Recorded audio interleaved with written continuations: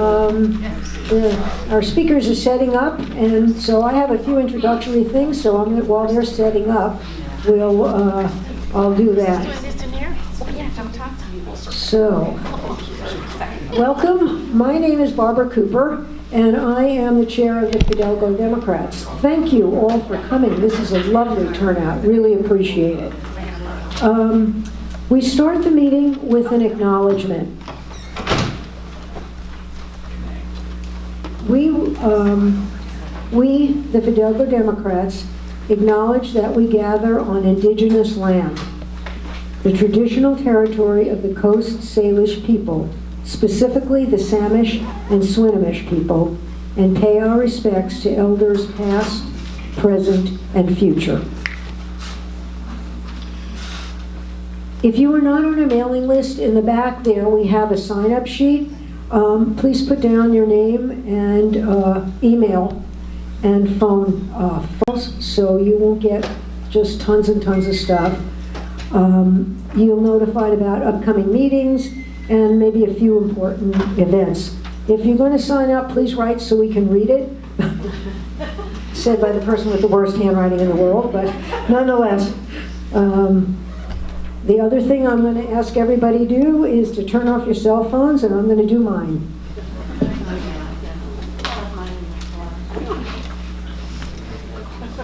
All right. Just to let you know, the library doors are locked. The only doors that are open are there and there. And if you need to go to the bathrooms, just go out this door and go around, and those doors are still open.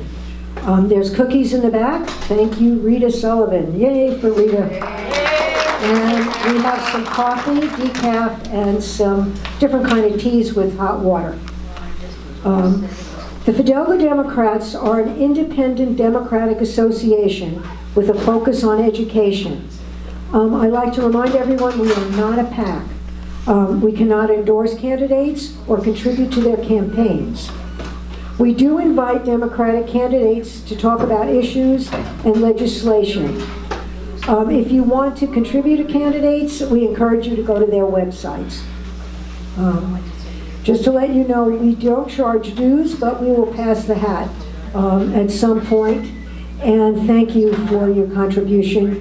We volunteer at the Brick Dinner at the Presbyterian Church throughout the year. And we have recently donated to the Southern Poverty Law Center and the World Central Kitchen in support of these organizations. So when we have a little bit of extra money, we decide, we being the steering committee, which groups to go. And those were two we felt would be very wonderful groups that do good work. Okay, the reading is being recorded by Isabella, and she has done this before, so we know that we're going to have a good success with that. I do like to remind people the camera's right in the middle there, so if you walk in front of the camera, you're going to be recorded. We do send out an email about the recordings, so if you want to get the YouTube, you can get that on the when we send out the email, that you can click on that. And so if you know somebody or you want to listen to the meeting again, if you missed something, you'll get a YouTube in a few days. Oh, and look who is here. We have Caleb Spouse. I hope I'm probably pronouncing your name wrong. He is the wonderful reporter from the Anacortes American. And if you don't get the Anacortes American, you should. It's really excellent articles by him. He's a really good writer. What's the name again? Caleb Spouse. S-P-R-O-U-S-E. And so he is wonderful. Our next meeting, which is Tuesday, April 9th, we have invited the legislators, Senator Liz Lovelit from the 40th, and Representatives Dave Paul and Clyde Chavers from the 10th, and Representatives Deborah Lakanoff and Alex Remmel from the 40th. We haven't gotten 100% sure that they can attend, but we will send out flyers letting you know who exactly is able to make it. And so, before I introduce the speakers, I'd like to ask if there are any elected officials besides the two we have sitting here. We kind of know they're here. Is there anybody else? Okay. Any Democratic Party officials, including PCOs? Sarah, Rita, Elite, Wim, Andrea. Okay, thank you all for coming, and thanks for all the work that you do.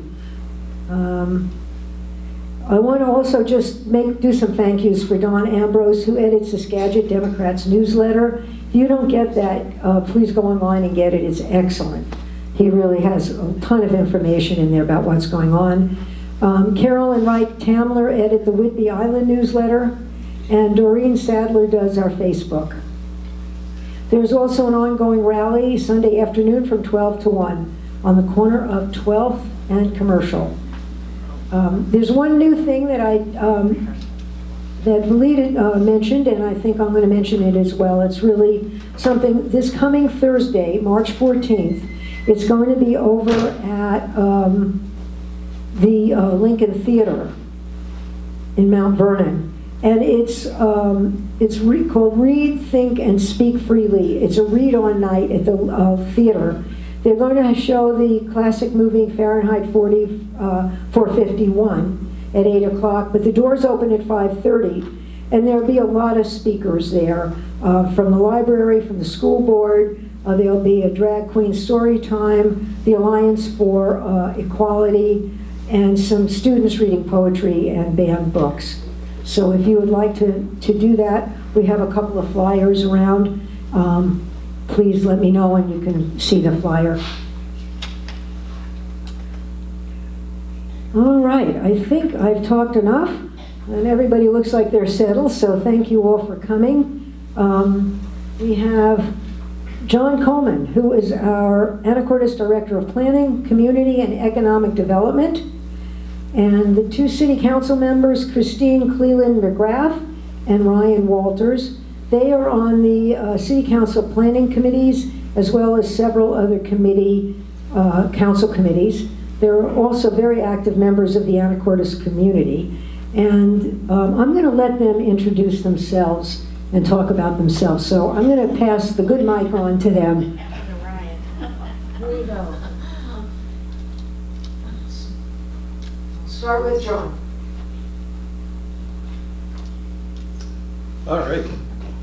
All right, so thank you. I'm John Coleman. As I was introduced, I'm the Director of the Planning, Community, and Economic Development Department. I'm going to tell everybody very briefly what that means when I get started here. And I've been with the city for 10 months now, so I might be a new face to all of you, so I'm glad to be out here meeting all of you and spreading a good word about our 2025 comp plan update process, which is the topic of tonight's presentation. So I'll pass it off now. Did you want them to speak about themselves now? What we plan to do today is I'm going to give a presentation about our comp plan update process and more importantly how you can be involved in it. And then there'll be, I'm not sure, are we going to do some presentation from the council members and then question and answer or something. We're gonna kind of shoot from the hip there a little bit. I'm gonna try to get through this without too many questions, unless there's something that's really confusing to you.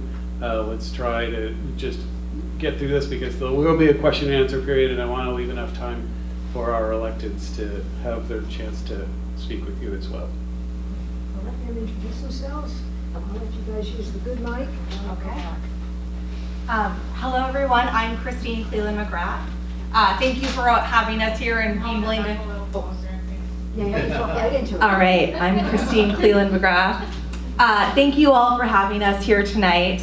I just was reelected to my second term. We've got 3 wards, Ward 1, 2, and 3. I'm Ward 2, and then we have 4 council members that are at large, so a total of 7 council members. So I'm kind of the south end of town, and then out Sharp's Corner and out Highway 20. So that's kind of my area, although I think we all care about all parts of our community.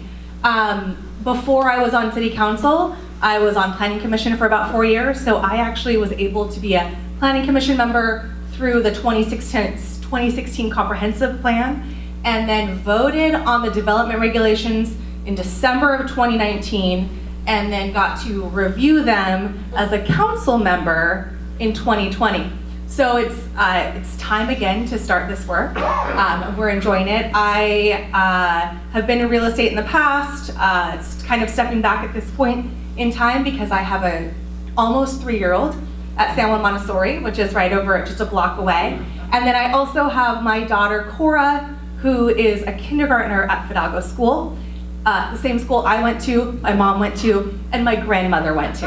So I'm very excited to have her there, and it's really neat to kind of see that full circle. So beyond city council, I started to kind of get involved with the community in my late 20s as an arts festival board member, was president for a number of years and went kind of through all that process. Currently serve as Anacortes Family Center board member, so if you've got questions about that, I'm always happy to talk about it. It's an amazing portion of our community and does a lot of good work. And serve on a number of committees, planning, HACS, which is Housing Affordability and Community Services, personnel, finance, what else? Public safety. There's a number. So if you've got other questions, I know we're all here to answer. So thank you for having us. Good evening, everybody. I'm Ryan Walters. I also was just reelected to my seat, the Ward 1 seat. We were here in this room last week, 2 weeks ago, with Councilmember Bruce McDougall and Councilmember TJ Fantini, also talking about the comprehensive plan, also talking about any other number of issues. We do that fairly regularly. So if you've got questions outside the scope of the presentation tonight, there will be other opportunities, and my card is on the table back there as well. I am a former prosecuting attorney, former planning director, and I'm currently in private practice working for municipalities, writing the code for the city of Stanwood and working for the Department of Commerce in Skagit County. That's what I do in my day job now, which frees me up to help you a lot in my work with the city of Anacortes. I'm on the planning committee, I'm on the housing affordability and community services committee. I'm also on the IT committee and the fiber committee. And this is harder than I thought. Yeah, I'm chairman this year of the Lodging Tax Advisory Committee. And if you're interested in that, you know, we have an event center proposal that we can talk about outside of this meeting, but my card's on the back table. And I used to be on the finance committee, but not anymore, so I've passed that baton. And that might be it. Am I on any other? Oh, the Port City Liaison Committee that Christine is also on. So we tend to share a lot of committees, but we just happen to be on a lot of committees too. Which means that we understand quite the breadth of what the city is working on, but we also have quite a bit of background in planning and the subject matter tonight. So we're excited about this, and we're excited about John's presentation, and then getting to all of your questions. So thank you. This is the good one. This is good. Hopefully. All right. That's a good one. That's a good one. It was muted. That was me. All right, thank you, everybody. Again, what I'm going to be talking to you tonight is about our 2025 comprehensive update cycle. I don't expect any of you to know what that is right now. I'm going to, like I said, I'm going to kind of drive through and explain that all to you. What we're not going to be talking about is projects going on in the city. Those, anytime you've got questions about like specific projects, especially the larger ones, there's usually a website for the larger projects and with all the materials there, and you can always just contact staff with that.